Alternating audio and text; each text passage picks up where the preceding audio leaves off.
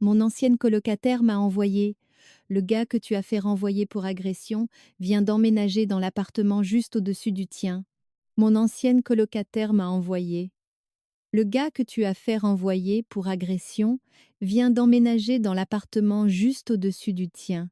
J'ai lu le SMS de Jen 3 fois avant que mes mains ne commencent à trembler. Derek Hale était censé avoir disparu, expulsé de l'université de Westfield, il y a 2 ans après ce qu'il m'avait fait dans sa chambre de cité universitaire pendant ma 3e année. J'avais déménagé à 4 heures de là, à Portland, spécifiquement pour ne plus jamais le revoir. J'avais reconstruit se racle-la-gorge ma vie dans une ville où personne ne connaissait l'audience, les manifestations sur le campus ou les menaces que ses frères de fraternité avaient bombées à la peinture sur ma voiture.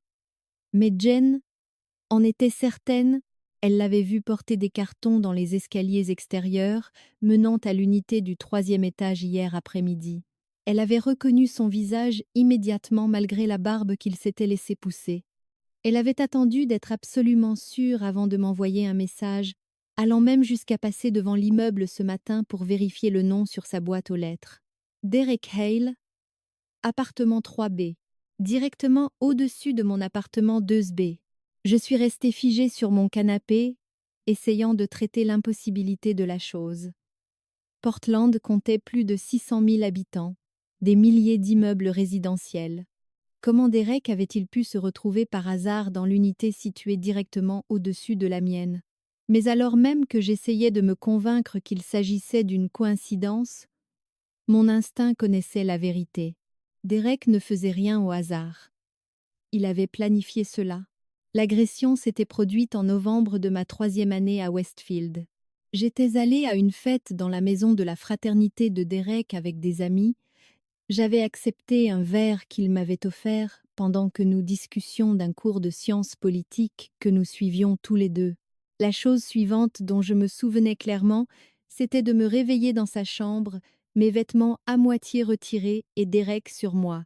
Je l'avais repoussé et j'étais sortie de la maison en trébuchant, désorientée et terrifiée.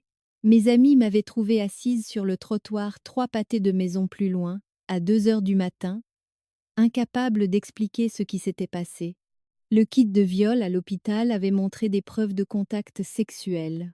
Mais Derek affirmait que c'était consensuel, que j'avais été enthousiaste et que je ne l'avais regretté que le lendemain matin. Ses frères de fraternité avaient soutenu son histoire, disant qu'ils nous avaient vus nous embrasser de notre plein gré avant de monter à l'étage. L'affaire pénale n'avait mené nulle part parce que le procureur disait que c'était sa parole contre la mienne, avec trop d'alcool impliqué. Mais l'audience du titre nain de l'université fut différente. 2 autres femmes se manifestèrent pendant l'enquête avec des histoires similaires sur Derek, des vers qu'elles ne se souvenaient pas avoir finis, des trous de mémoire, le réveil dans sa chambre. Le schéma était assez clair pour que l'université l'expulse malgré les menaces de son père de les poursuivre en justice et le contre-interrogatoire agressif de son avocat pendant l'audience. Les suites de l'affaire avaient détruit ce qui restait de mon expérience universitaire.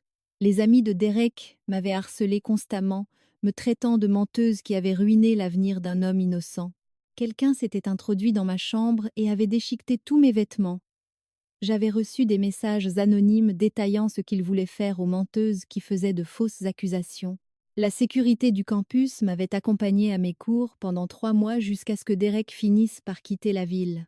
J'avais terminé mon diplôme entièrement en ligne depuis la maison de mes parents, trop effrayée pour retourner sur le campus même après le départ de Derek. Déménager à Portland après l'obtention de mon diplôme avait été comme une évasion, une chance de recommencer là où personne ne me connaissait comme la fille de l'affaire Derek Hale. J'avais trouvé un emploi dans une association environnementale à but non lucratif, loué cet appartement dans un quartier calme et lentement reconstruit un certain sentiment de normalité. Pendant 2 ans, j'avais été libre. Maintenant, Derek dormait à 10 mètres au-dessus de ma tête. J'ai appelé Jen immédiatement, ayant besoin d'entendre sa voix confirmer que ce cauchemar était réel. « Je suis tellement désolée », a-t-elle dit quand elle a répondu. « J'ai hésité à te le dire, mais tu devais savoir. » « Comment est-ce possible ?» Comment m'a-t-il trouvé? Je ne sais pas, mais Rachel, tu dois prendre ça au sérieux. Derek n'a pas atterri là par hasard. Jen avait été ma colocataire en première et deuxième année avant que Derek ne m'agresse. Elle était restée avec moi à l'hôpital la nuit où cela s'était produit, avait témoigné à l'audience du titre 9 sur mon changement de personnalité par la suite. Elle comprenait mieux que quiconque à quel point Derek était dangereux et combien d'efforts j'avais fournis pour disparaître de sa vie. Est-ce que tu l'as revu depuis hier? Ai-je demandé 2 fois. Une fois ce matin en sortant les poubelles, une fois cet après-midi en rentrant de quelque part. Il se gare sur la place juste à côté de l'entrée de l'immeuble, donc il y vit définitivement à plein temps. Mon appartement m'a soudain paru exposé, rez-de-chaussée avec des fenêtres donnant sur le parking que Derek utilisait désormais quotidiennement. Une chambre située directement sous la sienne. Un plafond partagé qui signifiait qu'il pouvait entendre mes pas, mes conversations, toute ma vie. J'avais spécifiquement choisi le rez-de-chaussée parce qu'il semblait plus sûr, plus facile pour s'échapper. Maintenant, j'étais piégée sous mon violeur sans aucun moyen de rompre mon bail. J'appelle la police et je dis: et tu vas leur dire quoi? Qu'un ancien camarade de classe a emménagé dans l'immeuble? Ils ne peuvent pas l'arrêter parce qu'il loue un appartement. Jen avait raison, mais j'avais besoin de créer une trace. Si quelque chose arrivait, si Derek passait de la proximité au contact direct, j'avais besoin d'une documentation prouvant que j'avais signalé me sentir menacée. La ligne non urgente de la police de Portland m'a transférée au détective Morrison après que j'ai expliqué la situation. Il a écouté patiemment pendant que je décrivais l'agression, l'expulsion, la campagne de harcèlement de Derek et maintenant son apparition inexplicable dans mon immeuble. A-t-il violé des ordonnances restrictives pénales en s'installant là? A demandé Morrison. Non, je n'ai jamais obtenu d'ordonnance restrictive. L'université avait une directive de non-contact, mais elle a expiré lorsqu'il a été expulsé. Donc légalement, il n'a rien fait de mal.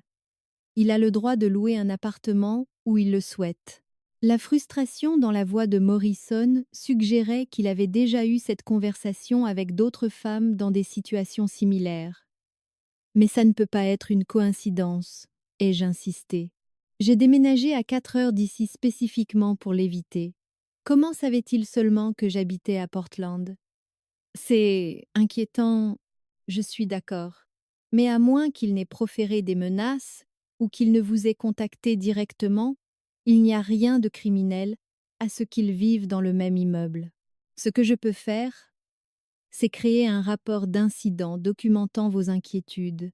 S'il prend contact ou si vous vous sentez menacé, appelez immédiatement et nous aurons ce contexte dans votre dossier.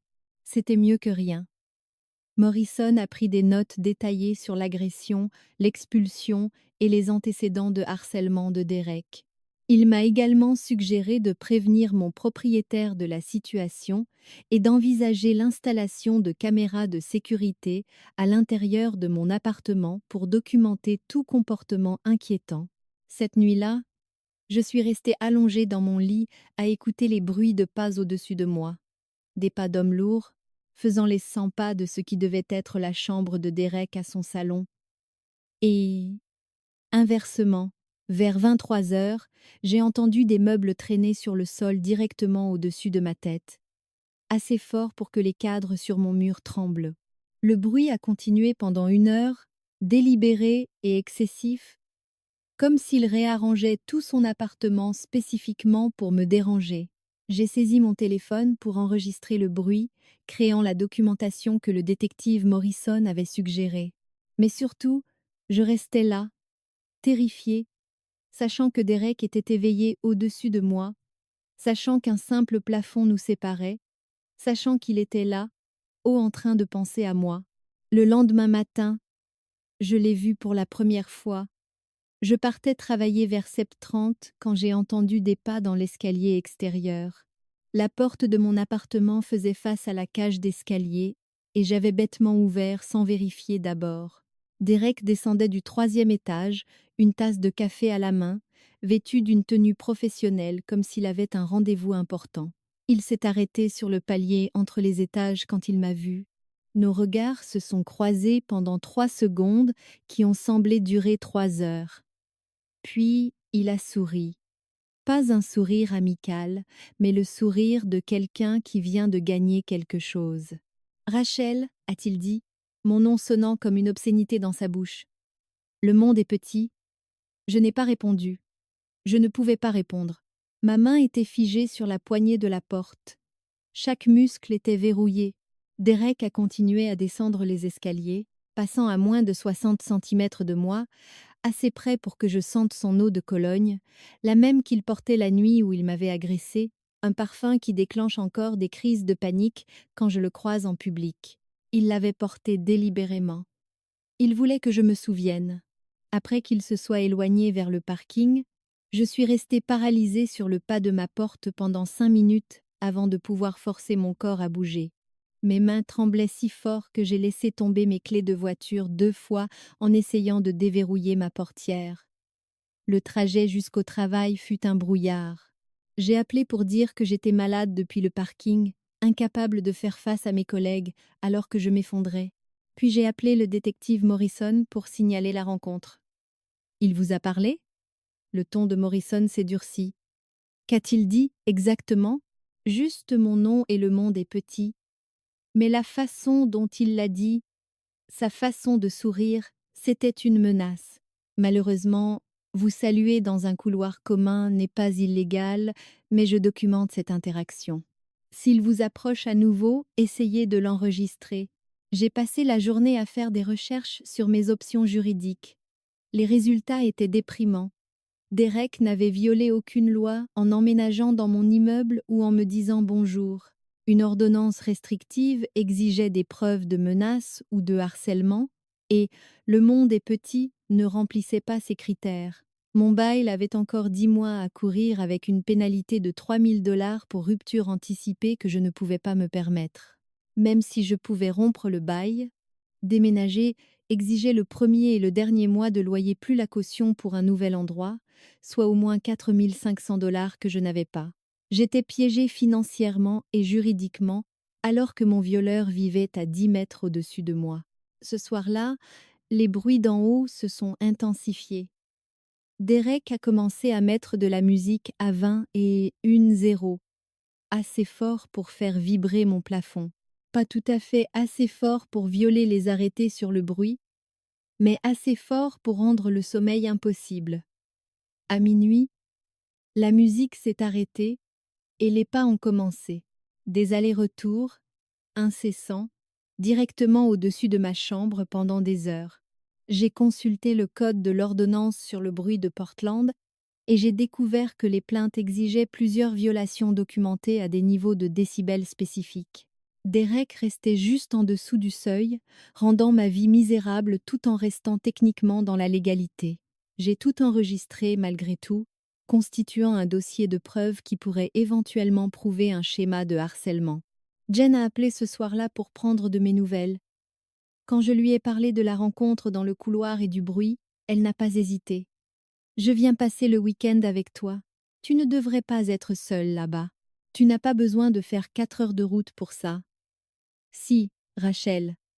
Derek est en train de passer à la vitesse supérieure et tu as besoin de quelqu'un d'autre comme témoin. Elle est arrivée le vendredi soir avec un sac de voyage et une batte de baseball. Nous nous sommes assises dans mon salon, tous rideaux fermés, écoutant les bruits de pas de Derek au-dessus de nous.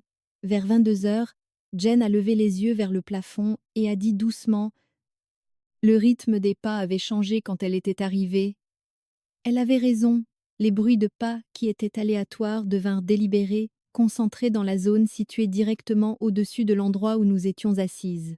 Comme si Derek suivait nos déplacements au son. « C'est de la torture psychologique, » a dit Jen. « Il ne fait pas assez de bruit pour avoir des ennuis juridiques. Mais il s'assure que tu saches qu'il est là à chaque seconde. Nous avons décidé de tester quelque chose. » Jen a suggéré que nous nous déplacions dans ma chambre pour voir si les bruits suivaient. Moins de 5 minutes après notre déplacement, les bruits de pas se sont déplacés juste au-dessus de ma chambre. Derek surveillait absolument nos mouvements et se positionnait au-dessus de nous. « On doit inverser la tendance », a soudain dit Jen. En ce moment, Derek pense qu'il a le contrôle parce qu'il te fait réagir. Faisons-le réagir. Elle a sorti son téléphone et a commencé à faire des recherches sur la vie actuelle de Derek. En 20 minutes, elle avait trouvé son profil LinkedIn. Il travaillait comme analyste financier chez Morrison & Klein, un cabinet d'investissement de taille moyenne dans le centre-ville de Portland. Elle a trouvé son historique d'adresse via un site de recherche de personnes, confirmant qu'il n'avait emménagé à Portland qu'il y a 3 semaines. Avant cela, il vivait à Seattle depuis 18 mois. Donc, il vivait à Seattle, puis il a spécifiquement déménagé à Portland et a trouvé ton immeuble exact. Ce n'était pas une relocalisation professionnelle aléatoire. Il est venu ici pour toi. Jen a continué à creuser et a trouvé quelque chose d'encore plus inquiétant. Derek avait déposé un recours contre son expulsion auprès de l'université de Westfield il y a 8 mois, affirmant que de nouvelles preuves prouvaient que l'audience du titre Noise était biaisée.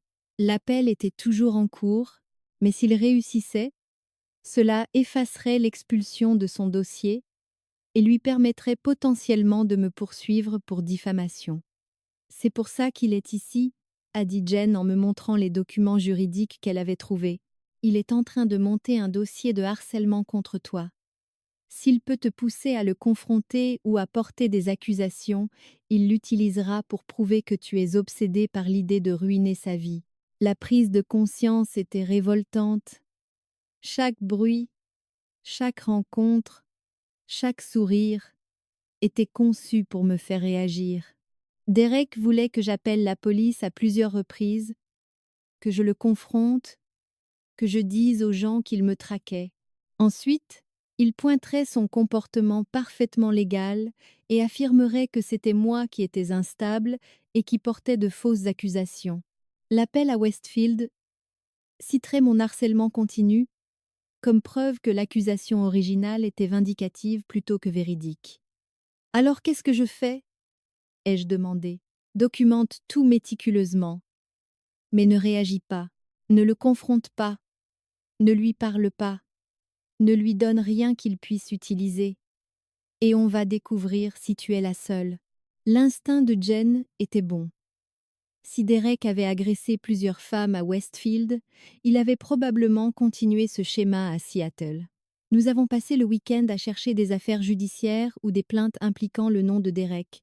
Rien n'est apparu dans les archives publiques, mais Jen a suggéré de contacter les 2 femmes qui s'étaient manifestées lors de l'audience du titre 9. Peut-être avaient-elles entendu parler d'autres victimes.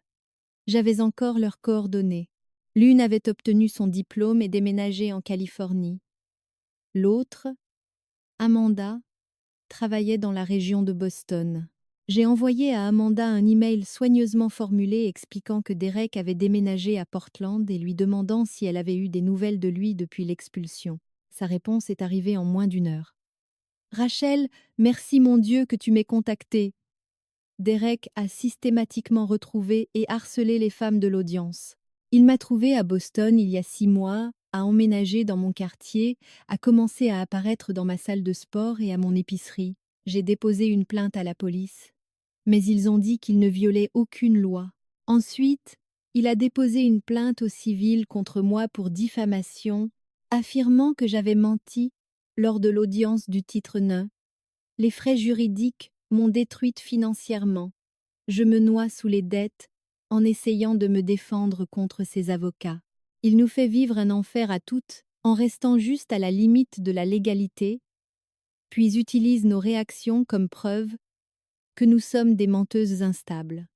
S'il te plaît, sois prudente. Il est dangereux et il a des ressources maintenant. Le cabinet d'avocats de son père finance tout. L'email d'Amanda comprenait le nom du cabinet du père de Derek, Hale & Associates, un cabinet spécialisé dans le droit du travail et les litiges civils.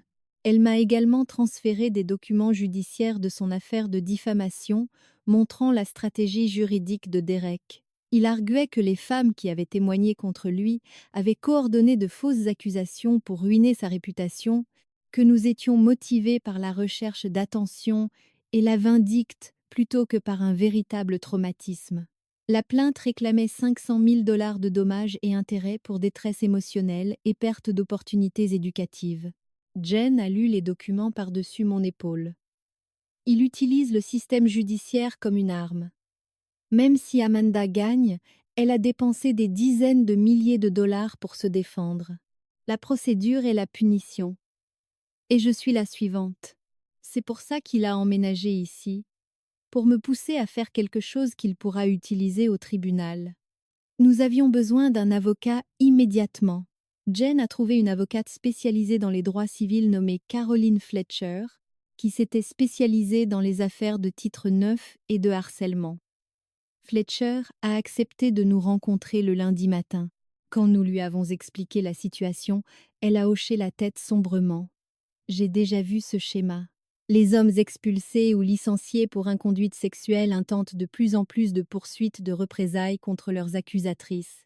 La théorie juridique est que les fausses accusations constituent une diffamation, mais le véritable objectif est la destruction financière et l'intimidation. Peut-il gagner? Ai-je demandé. Probablement pas si vous avez des preuves solides de l'audience originale. Mais il n'a pas besoin de gagner. Il a juste besoin de vous traîner pendant des années dans des litiges coûteux jusqu'à ce que vous soyez brisé. Fletcher a expliqué que la stratégie de Derek dépendait soit d'une réaction de ma part, à sa présence qu'il pourrait qualifier de harcèlement, soit de mon silence pendant qu'il intensifiait les choses jusqu'à ce que je sois forcé de réagir. Dans les deux cas, il utiliserait ma réponse comme preuve pour son appel et sa plainte potentielle. Alors, qu'est-ce que je fais? Documentez tout méticuleusement, mais ne vous engagez pas, ne lui parlez pas, n'accusez pas réception de sa présence. Ne parlez de son comportement à personne, sauf aux forces de l'ordre et à votre avocate. Et nous devons trouver d'autres victimes.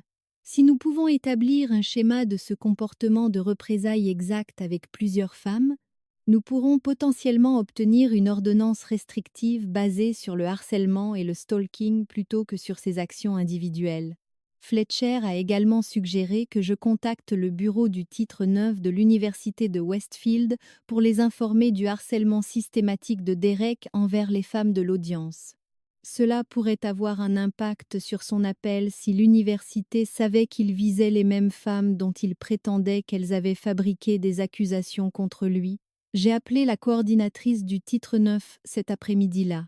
Elle a écouté attentivement ma description du comportement de Derek et de la plainte d'Amanda, puis a dit quelque chose qui m'a glacé le sang.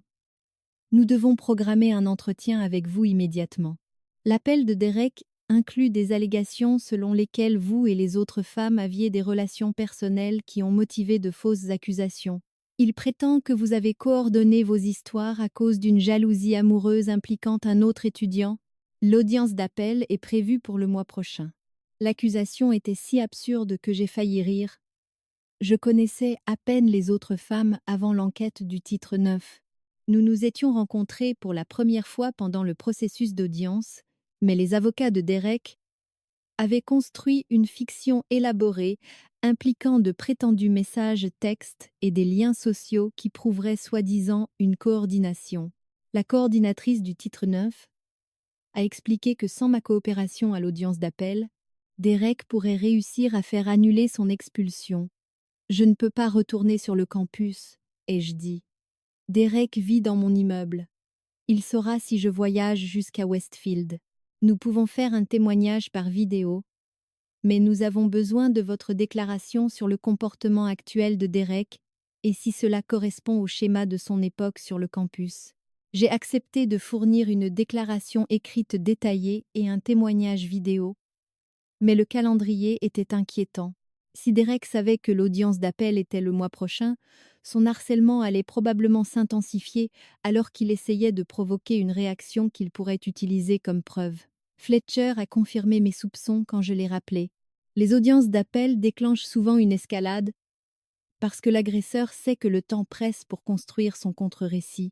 Vous devez être extrêmement prudente et vous demander si rester dans cet appartement en vaut le risque.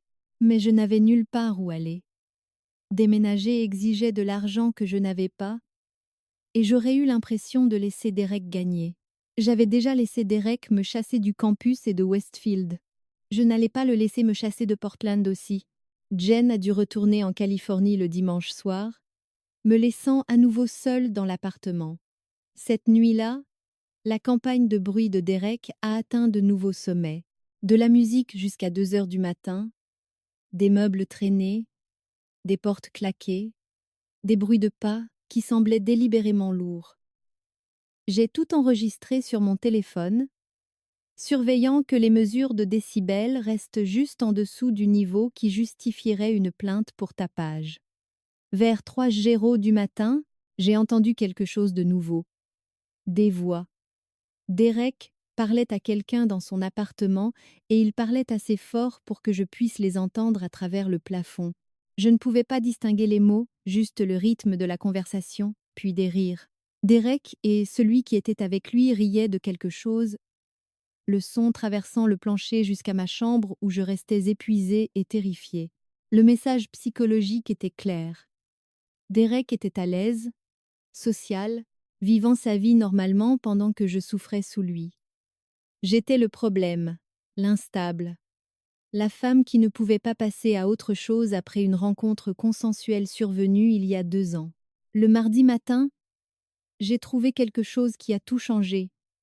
Je sortais les poubelles avant le travail quand j'ai remarqué un avis de passage de colis dans la zone du courrier de l'immeuble. Il était adressé à Derek Hale, 3B, mais avait été livré à mon appartement par erreur. L'adresse de l'expéditeur provenait d'un cabinet d'enquêteurs privés à Seattle. J'ai photographié l'avis et l'ai envoyé à Fletcher immédiatement. Elle m'a rappelé en quelques minutes. C'est énorme. Si Derek a engagé un détective privé pour vous trouver, cela établit la préméditation et le harcèlement criminel. Nous pourrions obtenir cette ordonnance restrictive après tout. Fletcher a déposé une requête pour une ordonnance de protection d'urgence cet après-midi-là, présentant les preuves de la relocalisation délibérée de Derek dans mon immeuble, son harcèlement envers Amanda à Boston, l'avis du cabinet de détective et le schéma des nuisances sonores que j'avais documenté. L'audience était prévue pour le jeudi. J'allais devoir faire face à Derek au tribunal pour la première fois depuis l'audience du titre 9, il y a 2 ans. L'idée me rendait physiquement malade, mais Fletcher était confiante dans le fait que nous avions assez de preuves pour obtenir au moins une ordonnance temporaire. Le mercredi soir, Derek a dû savoir que l'audience approchait car le harcèlement s'est intensifié de manière spectaculaire. Vers minuit, quelque chose de lourd s'est écrasé sur le sol au-dessus de ma chambre, assez fort pour que je me redresse dans mon lit. Puis un autre crash. Et encore un autre. Des objets jetés ou lâchés délibérément pour me réveiller et m'effrayer. J'ai appelé le 911. Cette fois, le bruit était clairement au-dessus des limites légales et semblait potentiellement dangereux. Le répartiteur a envoyé des agents à l'immeuble en moins de 10 minutes. Je les ai accueillis à l'extérieur et leur ai expliqué la situation, leur montrant les enregistrements que j'avais faits et l'audience au tribunal prévue pour demain. Les agents sont montés et ont frappé à la porte de Derek. Par ma fenêtre, je pouvais les voir lui parler sur le palier du 3e étage. Derek était désolé, a expliqué qu'il avait fait tomber des cartons en rangeant, qu'il ne s'était pas rendu compte que l'immeuble avait une si mauvaise isolation acoustique. Les agents sont revenus à mon appartement et ont confirmé que Derek semblait coopératif et n'avait techniquement violé aucune loi. Il dit qu'il déplace des meubles et qu'il ne s'est pas rendu compte de l'heure. Nous lui avons demandé d'arrêter pour la nuit. Mais il le fait exprès. C'est du harcèlement. L'expression de l'agent plus âgé était sympathique, mais résignée. Nous comprenons votre inquiétude, et nous avons documenté cet appel. Mais nous ne pouvons pas arrêter quelqu'un parce qu'il fait tomber des cartons dans son propre appartement. Votre meilleure option est l'audience pour l'ordonnance de protection demain. Après le départ de la police, l'appartement du dessus est devenu complètement silencieux. Derek avait marqué son point. Il pouvait me réveiller, m'effrayer, me faire appeler la police et n'en subir aucune conséquence. Pendant ce temps, j'avais l'air de plus en plus instable, appelant les forces de l'ordre pour des bruits d'appartements normaux. L'audience pour l'ordonnance de protection le jeudi après-midi s'est déroulée dans une petite salle d'audience avec seulement le juge, Derek, son avocat, Fletcher et moi. Derek portait un costume et ressemblait à un jeune professionnel prospère, propre sur lui, respectueux, rien à voir avec le prédateur que je connaissais. Son avocat a soutenu que c'était moi qui harcelais Derek en déposant des plaintes infondées et en essayant de l'empêcher de vivre sa vie. Mon client a été blanchi de toutes les charges pénales. L'action disciplinaire de l'université est en appel. Mademoiselle Chen a systématiquement suivi mon client à Portland et tente maintenant d'utiliser les tribunaux pour poursuivre sa campagne de harcèlement. L'argument était si tordu que j'ai failli rire. Fletcher a présenté nos preuves. L'avis de l'enquêteur privé prouvant que Derek m'avait traqué, le témoignage d'Amanda sur le harcèlement identique à Boston, le schéma des nuisances sonores documentées avec horodatage et enregistrement, et l'appel en cours de Derek à Westfield qui expliquait sa motivation. Le juge a tout examiné attentivement, puis a demandé directement à Derek « Est-il vrai que vous avez engagé un enquêteur pour localiser mademoiselle Chen ?» L'avocat de Derek est intervenu. Mon client refuse de répondre en invoquant le 5e amendement. Ce refus fut accablant. Le juge a accordé une ordonnance de protection temporaire exigeant que Derek reste à au moins 30 mètres de moi et interdisant tout contact. Cette ordonnance vous oblige également à quitter votre résidence actuelle dans les 30 jours, car il est impossible de maintenir une distance de 30 mètres dans le même immeuble, a déclaré le juge. L'expression de Derek s'est enfin fissurée. La confiance narquoise a disparu, remplacée par une rage froide. Son avocat a immédiatement objecté, arguant que forcer son client à déménager était excessif et financièrement onéreux, mais le juge est resté inflexible. Votre client a délibérément emménagé dans le même immeuble que la pétitionnaire malgré l'absence de lien préalable avec cet endroit. Le schéma de comportement suggère du stalking et du harcèlement. L'ordonnance de protection est maintenue. Derek devait déménager. J'avais gagné. Mais alors que nous quittions la salle d'audience, l'avocat de Derek a coincé Fletcher dans le couloir. Ce n'est pas fini. Nous déposons un appel d'urgence et une contre-plainte pour poursuite abusive. Votre cliente va regretter d'avoir utilisé les tribunaux comme une arme. La menace était réelle. Même avec l'ordonnance de protection, Derek pouvait toujours intenter une action en justice. Fletcher m'a prévenu que les prochaines semaines seraient critiques. Il va essayer de trouver n'importe quel moyen de violer l'ordonnance d'une manière qui donne l'impression que vous êtes l'agresseur. Ne l'approchez pas. Ne répondez à aucune communication et documentez tout ce qui est suspect. Derek a déménagé 8 jours plus tard. J'ai regardé de ma fenêtre les déménageurs charger ses meubles dans un camion, un soulagement immense m'envahissant. Pour la première fois depuis des semaines, j'allais pouvoir dormir sans écouter ses pas au-dessus de moi. Mais ce soir-là, j'ai reçu un email d'une adresse inconnue. L'objet disait « Tu as fait une erreur ». Le corps de l'email contenait une seule photo, une photo de moi prise à travers la fenêtre de mon appartement, me montrant assise sur mon canapé, en train de regarder la télévision. La photo avait été prise au cours des derniers jours d'après les vêtements que je portais. Derek m'avait surveillé, documenté, accumulant des preuves pour sa prochaine stratégie juridique. J'ai transféré l'email à Fletcher et au détective Morrison immédiatement. Morrison m'a rappelé en moins d'1 heure. L'email a été envoyé depuis un compte anonyme utilisant un VPN, mais les métadonnées de la photo montrent qu'elle a été prise depuis l'extérieur de votre immeuble. Derek a violé l'ordonnance de protection en vous surveillant. Nous pouvons l'arrêter. Mais Fletcher avait une perspective différente. Si nous l'arrêtons maintenant, ses avocats soutiendront qu'il a pris la photo avant que l'ordonnance ne soit émise et qu'il l'a envoyée après avoir déjà déménagé. Mieux vaut le laisser continuer jusqu'à ce qu'il fasse une erreur que nous puissions prouver définitivement. L'idée d'attendre pendant que Derek me traquait semblait insupportable, mais la stratégie de Fletcher était logique. Nous avions besoin d'une preuve irréfutable de harcèlement continu après l'ordonnance de protection. Cette preuve est arrivée 3 jours plus tard. Je marchais vers ma voiture, après le travail quand j'ai remarqué que quelqu'un me suivait. Un homme de taille moyenne, portant une casquette de baseball et des lunettes de soleil. Pas Derek. Quelqu'un d'autre.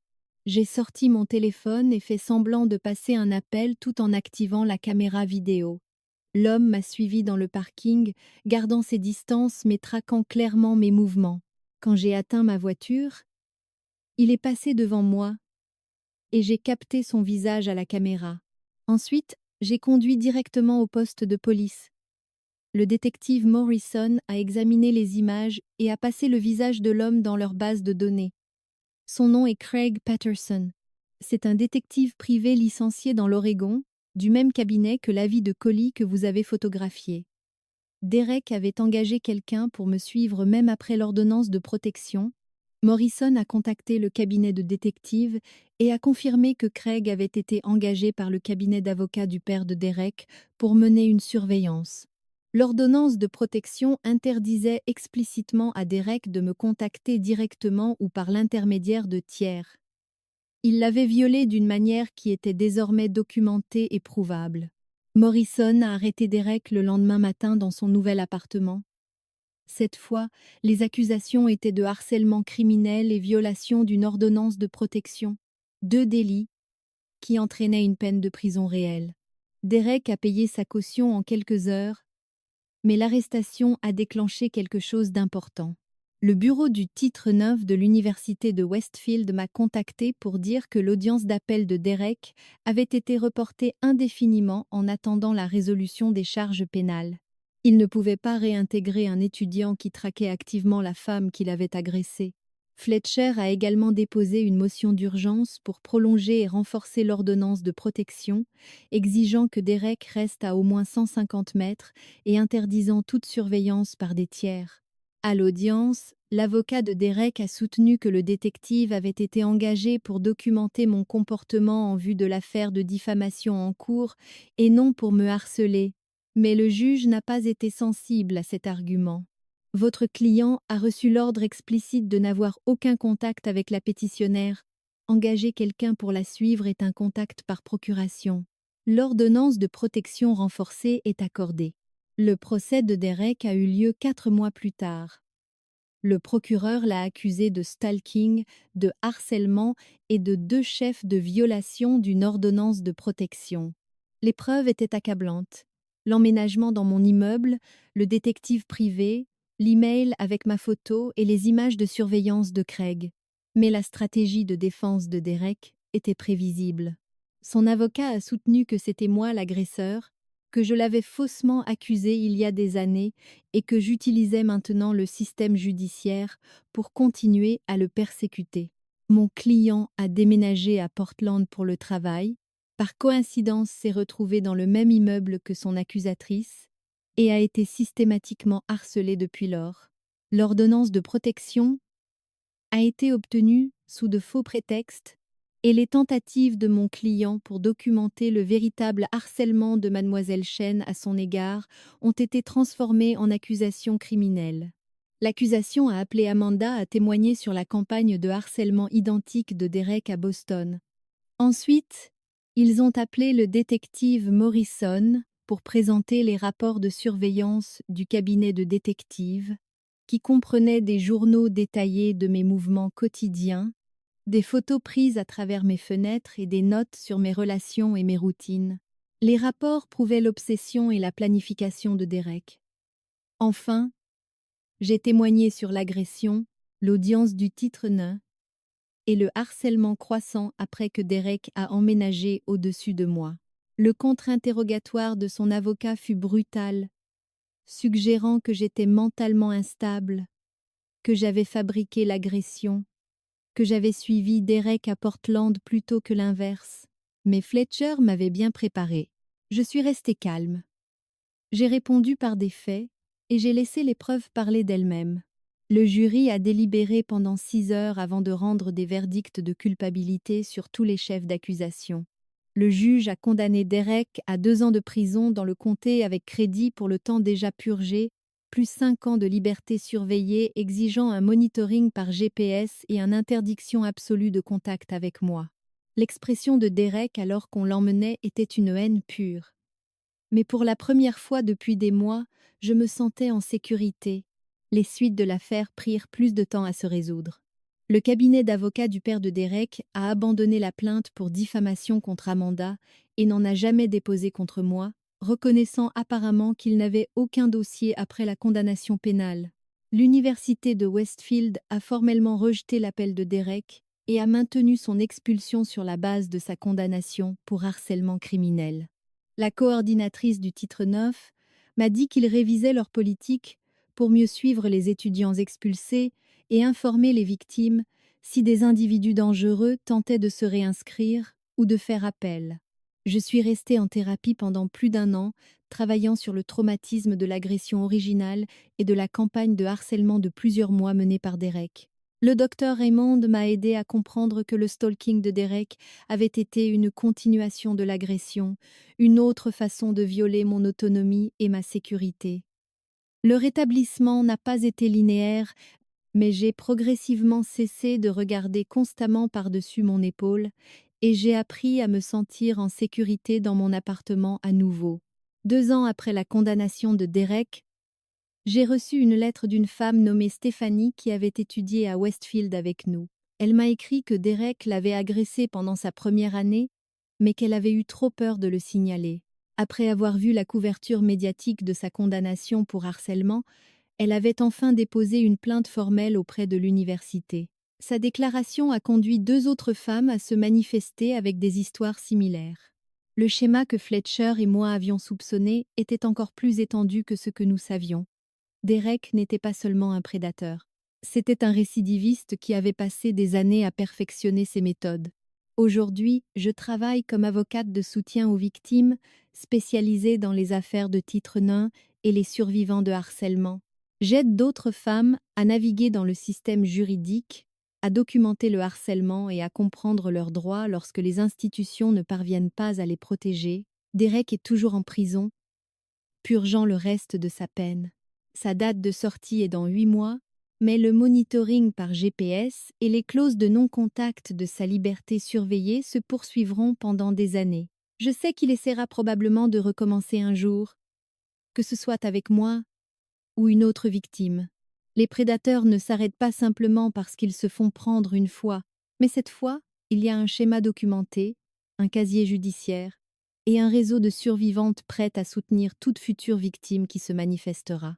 Derek m'a pris 2 ans de ma vie et a essayé d'en prendre plus. Au lieu de cela, il m'a donné un but et la preuve que le système peut fonctionner lorsque les survivantes refusent de rester silencieuses